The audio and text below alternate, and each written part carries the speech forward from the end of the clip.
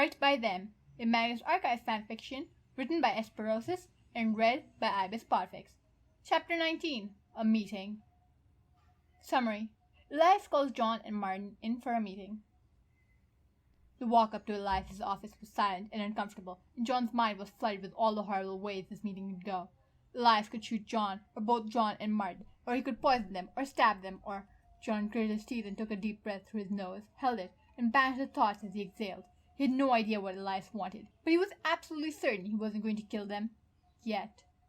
Martin shot him a concerned glance, and John responded with a half-smile, half-grimace, as they entered Elias's office. "Please have a seat, both of you," Elias told them as he sat comfortably on his own chair. Martin perched uncomfortably, looking like he wanted to bolt, while the buzzing of John's skin made him shift about in his own seat. "So, Martin laughed awkwardly. "Are we in trouble?" "I'd rather it didn't come to that," Elias replied. John frowned. "Oh, okay." Martin sweated nervously. Elias sighed as he seemed to consider his words. "I'm sure you are both aware of the Institute's HR policy regarding workplace relationships." "Oh, good Lord," John muttered as he pinched the bridge of his nose with his good hand. That's, Martin grimaced. "I don't know what you're talking about," he attempted to deny. "Oh, I think you do," Elias told him. "According to the HR policy, your relationship is strictly prohibited, so I'm going to allow you both the opportunity of ending things now, and this incident won't go on either of your records." Martin sputtered. "You're demanding we break up?" "Quite," Elias confirmed. "You both should have known better than to get involved in the first place." "But we haven't even gotten involved while we were at work," Martin tried to reason. "It doesn't affect our performance at all. Dating one of your assistants is hardly a good management style. Tim and Sasha don't care. And," Elias raised his voice, silencing Martin's desperate pleas, "it sets a bad precedent for other departments. Imagine if other department heads decided they could take John's lead and start relationships with their assistants. The Institute has a reputation to maintain." Martin bristled. "You didn't care when Tim was sleeping with Layla from the library," he accused. "Tim was in research, hardly the same department, let alone her superior. Also, that wasn't a relationship," Elias countered. "Now, I will give you both one last chance. Agree to stop seeing each other, or there will be severe consequences." "Severe?" Martin paled. "Yes, Martin, this is a fireable offense." Martin floundered, looking between Elias's stone-cold glare and John, who was trembling for an entirely different reason than the panic and fear Martin was likely feeling. He took a deep breath, then through his nose, and let it out through his mouth, before finally replying with a simple, "No." "No." Elias raised an eyebrow at John, as even Martin spun to look at him, surprised. John grabbed hold of Martin's hand with his own scarred and trembling fingers, the buzzing skin calming as it made contact with Martin's. A nigh hysterical laughter bubbled its way from his chest and got caught in his throat, but its gleam must have shown his eyes from how Elias's own eyes widened a fraction. "You would, John let out a manic laugh. "Like us to break up. Well, Elias, there are actually a few things I would like as well. I would like to not be accosted by giant supernatural delivery men. I would like if my office didn't get filled with flesh-eating parasitic worms. I would especially like if I wasn't nearly killed by goddamn evil paperwork," he spat, letting go of Martin's hand for just a moment so he could hold his crippled and scarred hand aloft for Elias to see. "I would like to not be kidnapped by my own office door," he concluded, grabbing Martin's hand once more. "Honestly, I feel the multiple near-death experiences set a significantly worse precedent than my relationships with my assistants." Elias opened his mouth to speak, but John wasn't done. "And to be perfectly clear, I'm certain my relationships with all my assistants are the only things keeping me sane at this point, so if you're insisting on ruining that, well..." John took a deep breath and unleashed his Hail Mary, the thing he knew would end the conversation instantly. "Perhaps I'd prefer if you just fired me then." The silence was deafening. Martin stared in mute horror as he looked between John and Elias, the pair simply staring at each other. John could feel Elias's gaze crawling all over his insides, searching every crevice of his being, finally truly looking at John. John could feel cold terror as he was pinned beneath his accursed gaze, flayed alive for Elias to view and ponder. It was agonizing, and half John's instinct screamed at him to run and hide somewhere far away where the ocean's weight of his sight couldn't crush him any more. But John refused to back down. He steeled his gaze and powered through the alien waves of vulnerability as the eyes screamed that he was about to be killed. It was only when Elias's eyes narrowed ever so slightly that John suddenly wondered if standing his ground had been a mistake. "I'm sure that won't be necessary, John." Elias finally broke the silence, his lips curved into the ghost of a smile. "I see now you and your assistants have been experiencing some extenuating circumstances. Perhaps it would be best if I were to revisit workplace policy in regard to your department in light of such events. And, for the record, I am genuinely sorry for your tenure as a head archivist has been difficult so far. Why don't you take the rest of the day off? John resists the urge to ghastly suddenly try to regain his breath. I insist, Elias cut him off, still smiling. John swallowed hard, exhausted. Right, I'll, be in the break room. Do take care of yourself, Elias told him, as John stood, dragging Martin along with him. Elias's gaze didn't leave John for a second, even after the door shut. John continued to lead Martin away. However, the large man quickly overtook John's shuffling gait. So, Martin stammered as they reached the entrance to the archive. That was, something. Yes, John sighed as they reached the stairs. Do you, think he's going to fire us? Martin worried, his voice several pitches higher than normal. No, John shook his head lamely. Our jobs are safe. They turned into the break room. He seemed, pretty cross about the whole thing. And he didn't sound entirely thrilled about revisiting the policy stuff either. John all but collapsed onto the break room couch, pulling Martin along with him. If he was going to fire us, he would have done so immediately. Besides, it's not like he'll really be able to replace us. John could feel Elias's gaze on him as Martin replied. He replaced Gertrude pretty fast. He replaced Gertrude because she retired. And the strangest thing the archives were involved in at the time were rumors that Gertrude was some kind of witch and that she might have died at her death. Now, however, Gertrude's body showed up in the tunnels, and there have been multiple strange occurrences, one of which landed me, the head archivist, in hospital. People are wary of the archives. Besides, I don't think the state of this place is a mystery, so you'd have to sell people in accepting a spooky dangerous job to reorganize an archive with 50 years of mess accumulated. Even for Elias, it's a pretty hard sell, John explained. Martin frowned. Yeah, but are you really sure that will be enough? It will, John assured him, giving his hand a weak squeeze, his hand trying to protest as his muscles spasmed uncomfortably. It wasn't painful yet, so John kept his hand where it belonged, in Martin's. Yeah, Martin nodded, squeezing his head back before letting go. I'll make us tea. Right, thank you. John gave a tight smile, the skin of his hand buzzing at the loss of contact. Martin began his ministrations in silence, an invisible tension in the air that John hated. He didn't know what to say. Didn't know if there was anything he could say that John was the water boil. Back to John. John wasn't sure if he had ever hated Elias more than he did at that moment.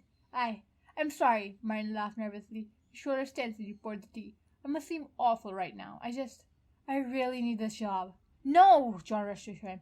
It makes sense you'd be worried. This job pays well enough to help with your mom's care home expenses and your rent. It would be difficult to find another with your fake CV, so it makes sense you'd... What? Martin breathed, his voice and eyes filled with horror as he spun around to look at John. John tensed, his eyes widening in confusion and alarm. You're... Oh, shit. He wasn't supposed to know about Martin's CV yet. Martin hadn't told him yet. It had just slipped out. Shit, he really slipped up. He shouldn't have said that. How did you... Martin cut himself off, deflating. Right, the, knowing thing. That's right. I'm so sorry, Martin, John apologized, stumbling off the couch towards him, adrenaline pushing down all the exhaustion that had threatened to drown him before. It's not your fault. Martin forced a laugh, but refused to look at him. Can't really help it, right? Still. So, what now? Martin looked like he wanted to cry. Well, John wanted to vomit. What now? I've been lying to your face for over a year, including after we started dating, so, maybe we don't have to worry about our relationship versus my job anymore. John felt his heart hammering in his chest. What? Martin trembled. I can't imagine you're happy. I'm not upset, John cut him off, desperate to soothe him and get that awful look off his face. Martin grimaced. You don't have to lie, John. I get it. I'm not lying, John insisted. I don't care you lied on your CV. It's not important. Martin's face twisted. Well, John continued. It is important, but it's not important to me. I don't mind. How? Martin demanded. How could you possibly not be upset? I lied to you. Because I love you, John told him. A stupid CV won't change that. Martin's eyes widened and his face flushed red as his mouth opened and closed rapidly. It was a few seconds later that John realized that he just admitted. He blushed as dread filled his stomach and lungs. It was too early. It was way too early to say that. What had he done? Oh God, he was going to lose Martin. He was going to lose the reason he'd made it this far. Why did he always do this? Why could he just never say the right thing? This is the sort of thing that got everyone killed last time. John, Martin began. Marto, boss man, Tim grinned as he and Sasha entered the break room. You'll never guess what I just scored us from Officer Hussein using my trademark Stoker charm. I'm still shocked. Flirting with her didn't get you tased? Sasha rolled her eyes. Tim waved her off. "We were talking about Gertrude in the tunnels, and she mentioned that there were these boxes full of tapes with her body, but the station didn't have a tape recorder. So I told her you had the tape recorder, and she could talk to you about investigating the tapes.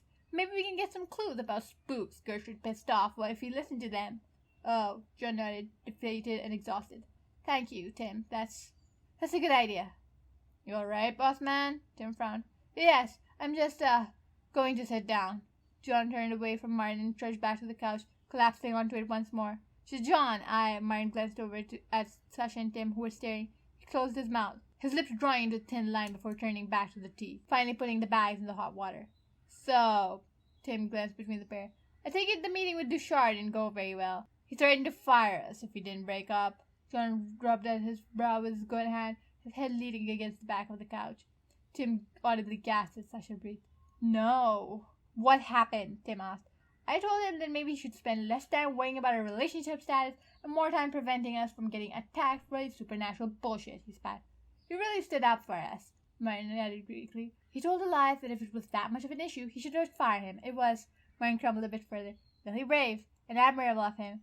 "Holy shit," Tim breathed in awe. "What did he say?" Sasha demanded, rapidly looking between Martin and John. "He said he'd revisit workplace policy due to our department's extenuating circumstances," John quoted. "Oh yeah," Tim spat so barely it made John flinch and remember a far worse time. "Extenuating circumstances. Really nice way to put it. Suppose he wouldn't know, though, being all nice and safe in his office, unlike some of us." Tim looked pointedly at John, and John shrunk back. I know things have been rough with, well, everything, and I'm very sorry about that." John didn't meet Tim's eyes. "No, John," Tim started as Martin handed John his tea. "I didn't mean you." "Still, as your boss," John grabbed the mug from Martin. "Your well-being is my—" John had grabbed the tea with his bad hand but without thinking. Perhaps it was the continuous use, the temperature or weight of the mug, or all those things combined. Regardless, after a few moments of holding the mug in his palm, his muscles spasmed and then relaxed, dropping the mug of scalding liquid right onto his legs. "Ah!" he cried as he bolted off the couch, the mug rolling off his lap and shattering on the floor. Oh God!" Martin panicked. "Shit, John!" Tim and Sasha rushed over. "Fuck!" John sighed as the nearly boiling hot liquid soaked into his trousers. "I'm so sorry." Martin practically threw down his own mug onto the table. "It's not your—" "John, take those off," Tim told him. John sputtered. "I'm not taking off my trousers." "You'll get burned," Tim insisted. You should." Martin panicked further, and John nearly caved, if only to make Martin feel better. "Just take them off, John," Sasha told him. "It's not that," John began, but cut himself off as Tim fumbled his own belt. "What are you doing?" Tim, in one swift motion, dropped his trousers to his ankles, causing Martin to gasp and blush red, averting his eyes. "There you go. Now you won't be the only one in your pants. Now off." He started before being distracted by a now very determined-looking Martin fiddling with his own belt. "Oh, good Lord." Martin dropped his trousers and Tim beamed. "See? Now you're the only one with trousers on, which makes you the weird one." "Oh, for God's fine." John relented, blushing slightly as he hesitantly removed his scalding hot trousers, revealing the red and irritated skin of his thighs and shins. "I'll grab the first aid," Martin announced, kicking off one leg of his trousers so he could walk. John sighed and sat back down on the couch as Tim turned his attention to Sasha. "Sash?" "No." Tim put on an exaggerated potty face. "Sasha!" "No way!" "But Sasha!" "Join Pants Gang," Tim whined. "It's a team archives bonding activities." Sasha sighed. "Fine, I'll take my leggings off, but the skirt stays on." Sasha took off her leggings, shaking her head as Tim whooped and shuffled the 3 steps to the couch, dropping himself down next to John and swinging his arm over the shoulders. Martin returned with the first aid kit and some ointment for his skin. John's breath caught in his throat as Martin squeezed some onto his fingers, obviously intending to rub it into John's legs. I can do it myself," he panicked. "Oh yeah?" Tim grinned, raising an eyebrow. He gently took hold of John's wrist, lifting his limp, trembling left hand aloft. "Flex your fingers from me." John swallowed. He tried, but all that resulted were jerky spasms. "I can do my thighs," he muttered. "That's all right," Martin smiled encouragingly. "Here." John held his right hand out, and Martin squeezed some ointment onto it. He tried not to shudder at the sensation, as Martin carefully rubbed the ointment into his shins. Sasha sighed as she sat down onto the break room table. "What's Elias going to think if he comes down and sees this?" "We'll tell him that we learned online that orgies are a great way to scare off ghosts." Tim grinned. I informed him that it would be extremely easy for Tim to wrap the arm around his shoulders, around his neck, and murder him right now. John told the eye to shut it. Sasha hummed. "Something tells me he's not going to buy that." "All right." The spooky goblin came into the archives and stole our belts. "We still have our belts," Martin countered. "It's no trousers Tuesday." It's Wednesday, and a policy like that would certainly constitute workplace sexual harassment. John muttered. Well, Tim sighed over dramatically. What do you all think we should tell him, since you don't like any of my ideas? I think, Sasha stood, that I'm going to go stand lookout to ensure we don't have to have this conversation in the first place. Spoil sport, Tim chastised her. Sasha merely stuck out her tongue in response as she left to hover at the door of the bake room. Finally, the process of rubbing the ointment was complete, and John breathed a sigh of relief when Martin's ointment-covered hands retreated.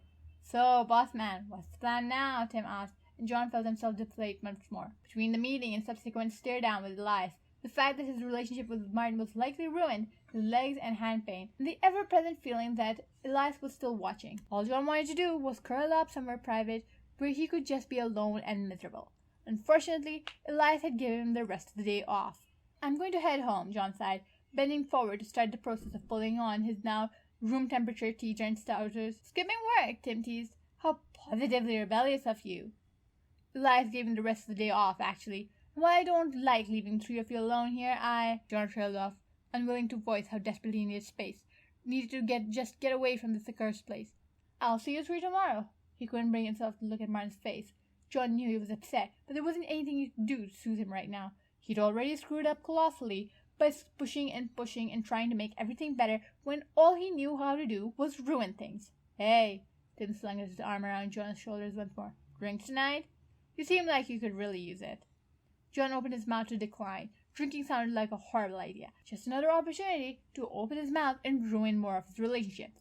No, better to just lock himself away until he learns some goddamn self-control. You need to stop moping. All right, John slowly agreed. Tim clapped him on the back and agreed. 6 p.m., the pub around the corner. Don't be late. John just nodded and left his trouserless assistants in the break room. John arrived at the pub at 6 p.m. sharp, only to find Tim, Sasha, and even Georgie waiting at the booth for him to arrive. He frowned in confusion as he was waved over by Tim. Am I late? John asked. Where's Martin? No, you're not late. Tim grinned and waved him off. We just got here a bit early is all. As for Marto, he's been hanging around the back patio for a while. John deflated as he moved to sit down. I see. His drink's come round, Georgie told him. Why don't you go out and bring it to him? Seeing John was like the last thing Martin wanted right now if Martin was desperate for space. I don't think... Sasha pressed 2 drinks to John's chest. We insist. John looked down at the drinks. They were his and Martin's usual orders. He looked back up at his friends, who were silently smiling encouragingly at him. Okay. John hesitantly accepted the drinks. Great, see you soon. Tim continued to grin. John awkwardly nodded as his friends watched him slowly make his way to Martin. The patio was pretty dingy, dark, and more than a little dirty. This meant the poorly maintained outdoor space was nearly empty, aside from himself, Martin, and 3 other people who didn't seem to be paying them much mind. Martin saw him immediately when he entered, but just as quickly averted his gaze, fidgeting in his seat as he muttered something to himself over and over again. John cautiously approached and placed Martin's drink down on the dirty glass table in front of him. Here, your drink. I love you, Martin burst out, finally looking at him. I love you too, John instinctively replied. They both stared at each other for a second before John started sputtering. Oh, right, you do? Martin looked heartbroken as John sat down across from him, placing his own drink down. Did you think I didn't? John spread. I thought you might need more time. Martin grabbed John's hands in his own. I don't. I love you, John. I want to be with you, regardless of what Elias says. John felt tears prickling in his eyes and he sniffed. So sorry, I didn't realize how much I needed to hear that. Well then, get used to hearing it, because I love you, Jonathan Sims. John laughed wetly. I love you too, Martin Blackwood. The pair sat in front of him, just absorbing the warm feeling that had settled over them for a moment, their drinks sitting forgotten on the table. Then Martin's face changed. God, I was so awful earlier, Martin lamented, breaking the silence as his face twisted. No, Martin, John told him. You weren't. Martin sighed. Elias talking about firing us really scared me, and I thought maybe you could just, I don't know, stay in secret? Forever if you had to. I was panicking, and then you just completely shut Elias down, and it worked. And I've just felt so awful because I didn't stand up for us. You did, John insisted. You argued with him about it. But I would have caved, Martin told him, and his face crumbled as if his words hurt to admit. Even if it was just an act, and I felt like you deserved better than that, better than me. No such thing. John rubbed the back of Martin's hands with his thumbs. Even if there was, it doesn't matter. I want you, Martin. And then with the CV, I was so upset at the meeting, and you finding out I was lying, and you didn't mind. And I have been dreading telling you, but then you just knew, and you were okay with it. He rambled. You told me you loved me, and I didn't get the chance to say it back, and God, John, you looked so crushed. I'm so sorry, John, Martin finally concluded. It's all right, John reassured as calmly as he could. It's over, and we're together. Yeah, Martin breathed, finally calming as he nodded to himself. The pair sat in comfortable silence for a few moments before Martin tentatively asked, Can I kiss you? Yes, John replied, and a moment later their lips touched. It was gentle, tentative. As this new John and new Martin met each other, it was completely and utterly perfect. It had none of the familiarity or desperation that characterized the kisses he shared with his original Martin, but instead it held only tentative affection as two new people desperately tried to share the love they felt for each other. What felt like much too soon, it ended leaving the both of them staring at each other in a daze. Nice, Martin said to himself. Just nice, John raised an eyebrow, and Martin blushed scarlet. I mean, obviously it was more than nice. It was, he stammered, as John began to chuckle. Just shut up. Why don't you make me? John smirked at him. A slight narrowing of Martin's eyes was all the warning he got before Martin kissed him again. He could feel the smile on his lips, and he knew Martin would feel it the same as John chuckled. Yay! Our favorite couple's got everything sorted, Tim announced as he and Georgie and Sasha approached their table. Martin and John sprung back from each other, bright red. We told you just need to talk things out with him. Sasha jabbed Martin in the arm as she sat down in his seat next to him. I said that you and Tim were discussing the practicalities of getting a boombox and throwing rocks at the flat window like in the Notebook. Georgie sighed as she grabbed a chair from a nearby table. What? John looked between Tim and Sasha. A boombox, seriously. It worked in the movie, Tim shrugged. So you were what? Going to have Martin play a boombox playing cheesy love song in the middle of London? John looked at Tim incredulously. Tim looked a tad sheepish, but was still mostly smirking. Okay, so maybe you didn't think it entirely through, but you should have seen poor Mardo after he left. I was so upset you were going to break up with him. Guys, Martin stammered. That would never happen, John frowned. Tell it to Martin. Sasha gestured her head toward Martin. He had made like 8 cups of tea trying to figure out the perfect blend to give you before we thought to call Georgie. And I fixed everything. You're welcome, Georgie grinned, taking a sip of her drink. Well, I appreciate it, John replied. Oh, Georgie, have you spoken with Melanie recently? Georgie looked at him in surprise. I mean, a little? Why? Oh, John shifted a bit in his seat. I just thought you two would be good friends. She's nice, John nodded. Looking for people to collab with after Ghost Hunt UK broke up. I'll see if she wants to collab on What the Ghost. Ghost Hunt UK broke up? Sasha gasped. Yeah, sucks. They were one of the better ones, Georgie sighed. They were my favorite, Sasha lamented. Now where am I going to get my normal supernatural fix? Well, apparently John is supernatural catnip, Georgie snorted, and John could feel Tim tense slightly. But if you're into podcasts, might I suggest What's the Ghost? Shameless self-promotion, Tim joked, his voice a bit tighter than normal. I respect the grind. Georgie laughed. I had John on an episode recently, actually. You did? Martin asked. Well, I was in hospital, John supplied. We talked about the whole worm incident in the archives, and the episode did pretty well, actually. People like John, so maybe we could have some Magnus Institute experts on the paranormal guest appearances? Elias would hate that. Martin laughed lightly. Dushard can cry about it. He doesn't own us, Tim scoffed. John laughed nervously as his mind immediately thought back to the supernaturally binding contract. He tried to put it out of his mind, but he wasn't sure how closely Elias was watching him, only that it was certainly more closely than before. Could be fun, Sasha agreed. I agree, obviously, John nodded and took a long drink. Sounds like I've got some interesting episodes coming up, Georgie grinned.